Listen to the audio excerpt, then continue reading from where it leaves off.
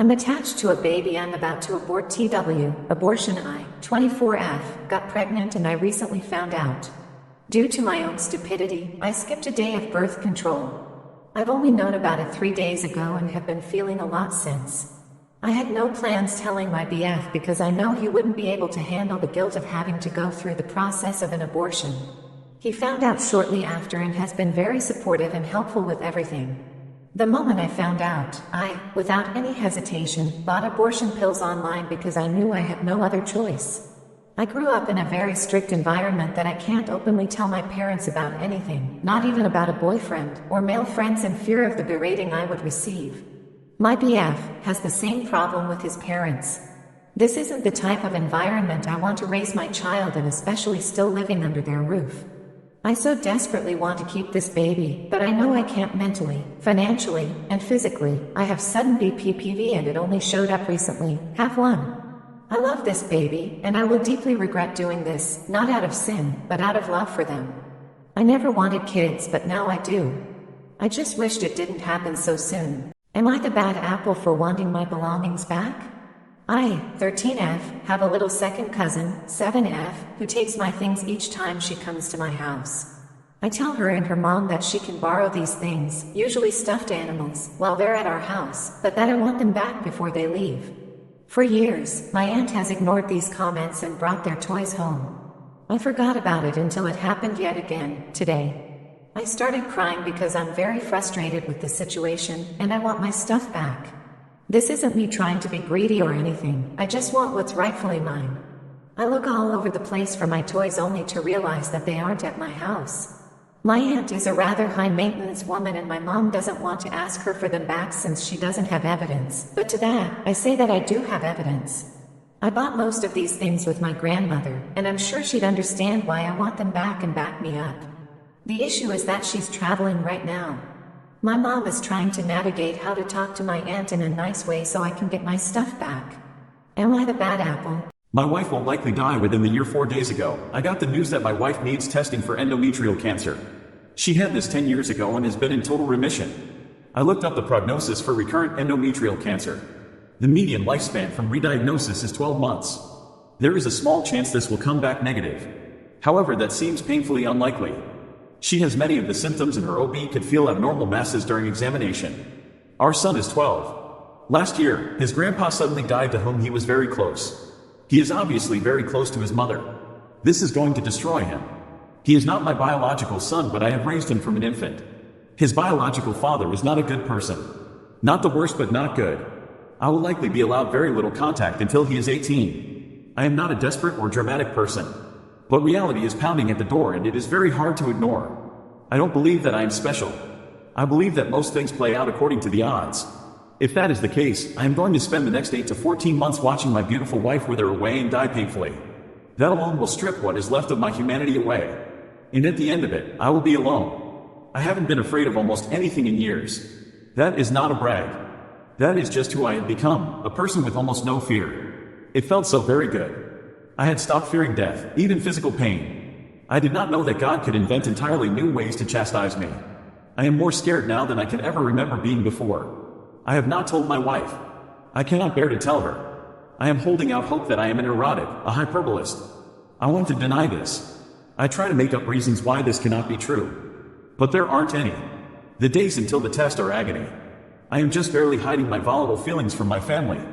I cannot tell anyone because I don't want to burden them in case everything is okay. I have a very strong attraction for Indian/black women. I'm a 16-year-old white bloke, but whenever I see white girls I feel repulsed and uninterested altogether. But as soon as I lay eyes on a black or Indian women, I don't know why, but I feel great attraction. It's gotten so bad to the point that I once broke up with a girl for being white cause I just couldn't keep myself.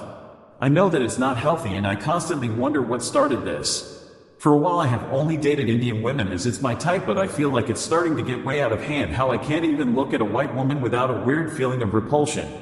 But whenever I see an Indian or black I instantly gain attraction with every detail of them. Sometimes I wonder how I could fix this problem, but I haven't been able to gather the courage to talk to anyone about fixing my repulsion. This all started when I first dated an Indian woman and she was everything I could have ever wished for, and when we broke up I could never ever see white women the same way as my eyes were exclusively drawn to black and Indian women, and I've been drawn since. I want to know ways I can fix the repulsion. I don't plan on changing my attraction, but I also want to fix myself so I'm not so repulsed anymore. I had an undiagnosed virus for decades that ruined my whole life, and now that I'm free from it, I feel resentful to people and regretful for a wasted life. That was a rare, uncommon condition that I had as long as I remember, since I was 18. I'll be 35 in January. It ruined my life. I was getting colds every other week, burnout symptoms. I don't have a career. I'm socially isolated, depressed. I barely could focus on hobbies, let alone work. I spent my life begging dozens of doctors to help me, but they didn't find anything and told me it was in my head. At some point, I used drugs to withstand the pain. My family and other people around me didn't believe me, and I was constantly lectured and mocked for being lazy and failing at life. Get your shit together style. A couple weeks ago, I tried again to talk to a new doctor because my overall condition got worse. I had an unexplained artery disease earlier this year. She's the only doctor who actually listened to me and believed me. Investigated and came up with the most sensible theories I ever got from a doctor. Prescribed a treatment, and it worked. I felt relieved from the physical pain almost instantly. It wasn't something big, but uncommon and bad enough to ruin a life. On one hand, I feel hateful about all the doctors that dismissed me, probably because they didn't see me as a valuable citizen. I feel angry at life. I feel extremely resentful at those who didn't believe me, rejected me, or let me down. I'm overwhelmed by regrets. I wasted my potential. It feels unfair. On the other hand, I feel relieved and grateful. I've been dreaming of this day for years. I want to enjoy things I wasn't able to do. I want to work on art projects that I hadn't the strength to keep up. I want to go to the gym. But I miss so much. I'm conflicted and overwhelmed between negative and positive feelings.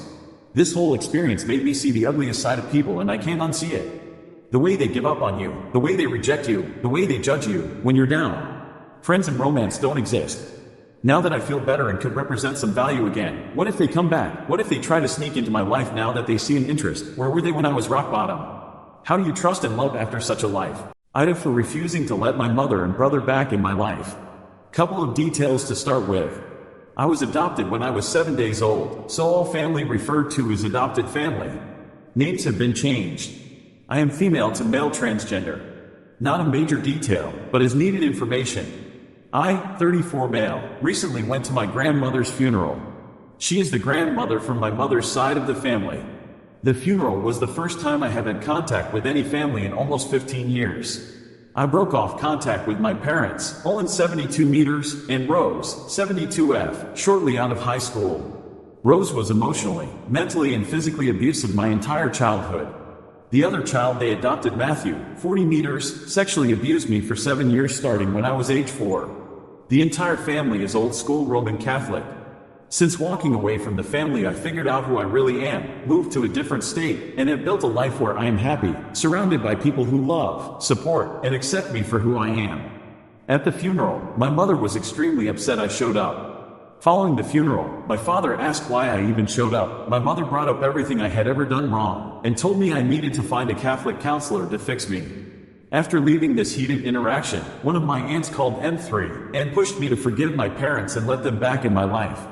Given how they treated me, and that during the conversation they claimed they never did anything wrong and were wonderful parents, am I the asshole for refusing to let them back into my life? People don't realize how bad a breakup can be.